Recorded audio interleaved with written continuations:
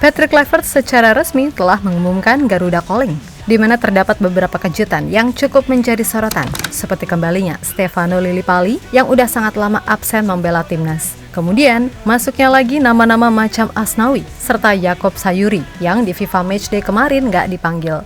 Namun dari semua itu, tentu yang bikin publik penasaran jelas ketiadaan nama Elkan Bagot. Sebab semua tahu kalau performa Elkan musim ini terbilang bagus bersama Blackpool. Akan tetapi, beberapa sumber mengatakan kalau ada beberapa hal atau poin yang menyebabkan Elkan ini nggak masuk. Yang pasti urusan ini hanya federasi serta Elkan sendiri yang tahu. Nah, di luar dari itu, so pasti keputusan ini menimbulkan tanda tanya besar, terutama bagi media Inggris. Karena bagaimana bisa pemain yang memiliki performa konsisten bisa terabaikan? Padahal sebelumnya Elkan juga sempat jadi sorotan lantaran ia lebih sering main buat timnas ketimbang untuk klub. Di sisi lain, adapun media China menggambarkan kalau pelatih timnas mereka, Branko Ivankovic, mengaku cukup kesulitan menganalisis taktik apa yang akan dimainkan Indonesia di 5 Juni mendatang. Baginya, dengan absennya Marcelino, Martin Pas, serta Ragnar Oratmangun, sedikit banyak malah membuatnya jadi menebak-nebak. Kira-kira siapa yang akan mengisi posisi mereka, terutama Lino dan Ragnar? Sebab jika yang main Lino dan Ragnar, berkaca dari laga versus Arab Saudi serta Bahrain, Ivankovic sedikit banyak udah mengamati gimana cara mereka bermain. Terutama Marcelino yang terbukti bagus ketika ditempatkan sebagai free roll. Sedangkan Martin, ia juga sudah mempelajari soal kelemahan dan kelebihan dari FC kiper Dallas tersebut, terutama ketika pertandingan di Qingdao, serta saat Indonesia kalah 5-1 dari Australia.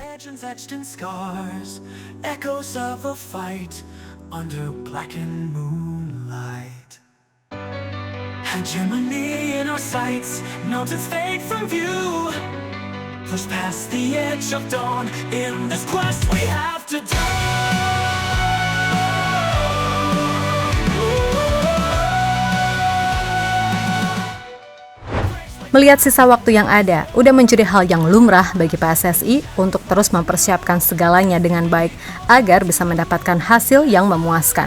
Yap, melawan China yang diharapkan bisa dapat 3 poin, pastinya nggak akan semudah itu juga, mengingat mereka pun pastinya juga melakukan pembenahan. Meskipun begitu, kita bisa sedikit merasa lega lantaran TC Timnas bisa dilakukan lebih awal, kendati ada beberapa pemain yang kemungkinan datangnya telat.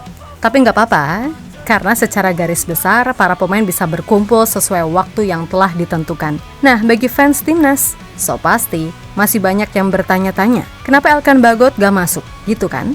Jelas dari berbagai sumber yang didapat, kabarnya ada sedikit sesuatu yang mana itu hanya Elkan serta federasi yang tahu. Dan menurut info yang beredar, situasinya rupanya lebih rumit dari apa yang dibayangkan. Nah, kalau kalian tanya Mimin ada apa? Ya Mimin sendiri juga nggak tahu pasti, karena Mimin bukan dukun, kan gitu. Intinya kita doakan aja supaya masalah Elkan apapun itu bisa cepat kelar. Yap, soal gak dipanggilnya Elkan jelas cukup disayangkan. Karena melihat performanya musim ini bersama Blackpool, harusnya Elkan ini layak masuk ke Garuda Calling. Dikutip dari media Inggris, blackpoolgazeta.co.uk, jika mereka merasa bingung apa yang salah dengan ini. Memang keputusan mutlak ada di tangan pelatih, namun dengan permainan Elkan yang konsisten, harusnya nggak ada alasan untuk tidak memasukkannya ke dalam skuad. Terlebih sebelum ini Elkan sempat mendapatkan sorotan lantaran gimana bisa ia banyak mendapatkan panggilan ke timnas senior, bahkan U23, sedangkan ia sendiri jarang main di klub. Tapi sekarang, di saat ia sudah menunjukkan performa yang bagus di klub, namanya justru tak masuk skuad. Dan menurut pelatih Blackpool, Steve Bruce, Elkan adalah pemain yang sangat profesional. Selain itu, ia juga memuji habis bagaimana perkembangan Elkan dan merasa jika Elkan akan jadi bek yang hebat di masa depan. Itulah kenapa ia sangat ingin musim depan Elkan bisa kembali bermain di Blackpool secara permanen dan membantu tim ini untuk naik championship. Elkan pemain yang hebat dan pemain profesional yang hebat. Sayangnya, dengan cedera yang dialaminya, hal itu tidak berjalan sebaik yang diharapkan semua orang. Tidak ada keraguan sama sekali dalam benak saya. Ia akan menjadi pemain bertahan yang sangat baik. Sebagai seorang profesional, jika saya menunjukkan grafik di pusat kebugaran, dia memenangkan segalanya. Di balik semua itu, dia memiliki sisi manusiawi yang fantastis, ucap mantan pemain MU tersebut.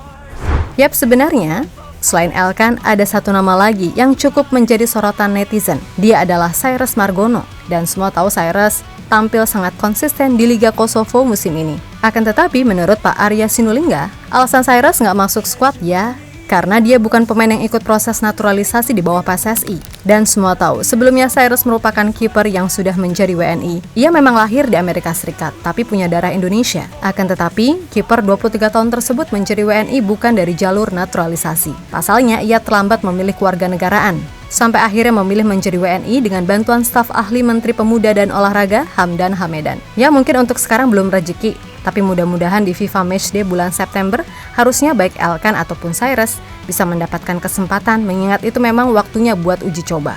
Ingat, Mimin bilang gini bukan berarti Mimin adu domba loh ya. Di sini Mimin cuma mau jelasin aja keresahan dari sebagian fans. Dan kalaupun Elkan atau Cyrus masuk Garuda Calling, ya udah. Mimin makan minum tetap pakai duit sendiri, nggak dapat bayaran dari mereka. Lalu kalaupun nggak dipanggil lagi, ya udah kan tetap yang didukung timnas kan gitu.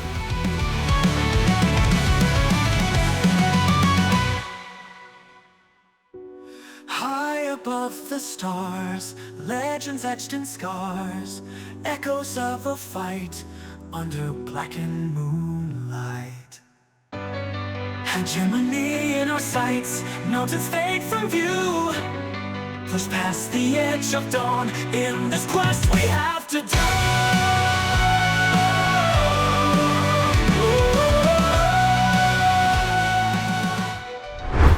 Sementara itu ada laporan dari salah satu media China, New.QQ, di mana media tersebut menyoroti perkembangan signifikan timnas Indonesia sejak kedatangan pelatih baru Patrick Kluivert, serta strategi naturalisasi yang dinilai telah membawa perubahan besar dalam performa tim. Indonesia telah dengan cepat meningkatkan kekuatannya melalui kebijakan naturalisasi. Pemain-pemain Belanda seperti Mesilkers dan Verdonk telah memantapkan diri di liga-liga lapis kedua Eropa. Dan koordinasi tim secara keseluruhan menjadi lebih matang. China harus menang tandang di Indonesia, mengalahkan Bahrain di kandang sendiri, dan tidak boleh memperoleh poin di putaran final melawan Jepang di Indonesia. Kemungkinannya ini kurang dari 5%, tulis media tersebut. Di sisi lain, pelatih China Branko Ivankovic meyakini jika timnya masih punya peluang, kendati saat ini masih duduk di posisi juru kunci. Dan pertandingan melawan Indonesia menurutnya adalah pertandingan yang sangat menentukan. Tentu saja harapan itu masih ada. Pada konferensi pers pertama untuk putaran 3, kami mengatakan tujuan kami adalah berjuang untuk posisi 4 besar di grup. Bagi kami, para pemain perlu menyesuaikan kondisi mereka dan mempersiapkan diri dengan baik menghadapi pertandingan bulan Juni. Ini merupakan pertandingan kunci untuk menentukan apakah kami dapat masuk ke posisi 4 besar. Saya berharap kami dapat mencapai hasil yang baik pada bulan Juni dan masuk babak berikutnya. Lebih lanjut, Ivankovic juga menyoroti kekuatan timnas Indonesia yang dirasa jauh lebih kuat ketimbang pertemuan pertama. Masuknya Ole Rummenigge, Joey Pelupesi, Emil Audero, serta Dean James dinilai menjadi poin plus di samping nama-nama yang selama ini udah ada. Dan Ivankovic mengaku jika beberapa pemain timnas Indonesia telah mencapai level yang berbeda karena bermain di liga-liga ternama Eropa. Jika kita bicara lawan, sebagai tim terkuat di Asia, pemain-pemain di skuad Jepang semuanya bermain di Eropa. Separuh pemain tim Australia bermain di Eropa, dan beberapa pemain baru bermain di liga mereka sendiri. Indonesia memiliki banyak pemain yang bermain di Eropa, dan merupakan pemain dari Liga Belgia, Belanda, Italia, dan Inggris. Lanjut pelatih asal Kroasia tersebut.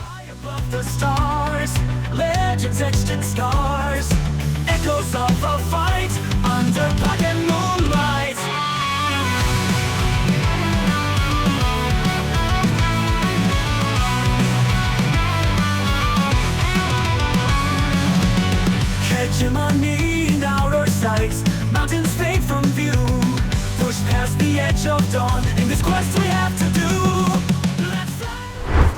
Yap, selain mengomentari soal peluang timnya, diketahui Ivankovic juga disebut cukup merasa bingung ketika menganalisis permainan timnas Indonesia. Pertama, jelas semua berbeda karena adanya pergantian pelatih. Kedua, keberadaan pemain-pemain baru.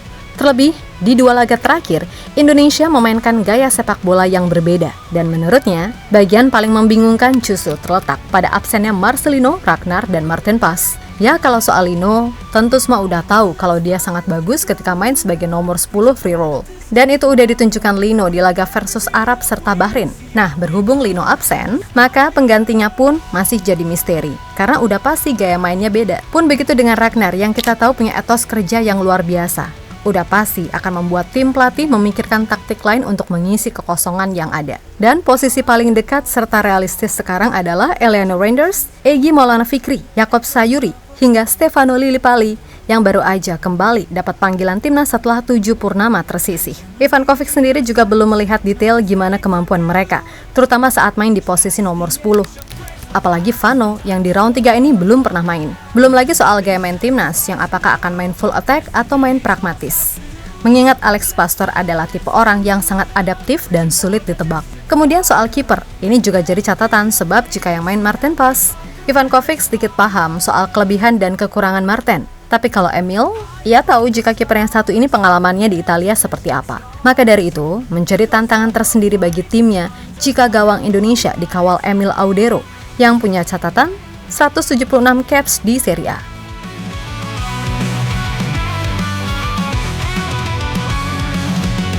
Hegemony in outer sights, mountains fade from view. Push past the edge of dawn. In this quest we have to do. Let's fly, let's Garuda, reaching for the distant fire. With every beat of wings. Yap, terlepas dari apapun, kembali lagi Mimin tekankan. Kalau dari sisi materi pemain, asli Indonesia ini beneran gak kalah loh. Bahkan dalam beberapa tahun ke depan, kalau kekuatan Indonesia nambah serta pemain jauh lebih matang, maka konsisten bersaing di top level Asia itu bukanlah hal yang mustahil. Untuk itu, moga-moga aja segala apa yang direncanakan, segala apa yang dirumorkan, semuanya bisa terwujud dalam bentuk sesuatu yang positif. Dan untuk masalah Elkan ataupun Cyrus Margono, ya udah kita percayakan aja sama pelatih terlepas dari beragam isu liar yang beredar. Ingat, kita dukung timnas Indonesia, bukan karena siapa pemainnya, bukan karena siapa pelatihnya, dan bukan karena siapa ketua federasinya, kan gitu. Oleh karenanya, apapun yang terjadi, kita doakan serta dukung selalu. Dan buat semua elemen timnas, tetap semangat dan sukses selalu. Oke, kita Garuda. Hegemony in our sights, mountains fade from view. Push past the edge of dawn in this quest.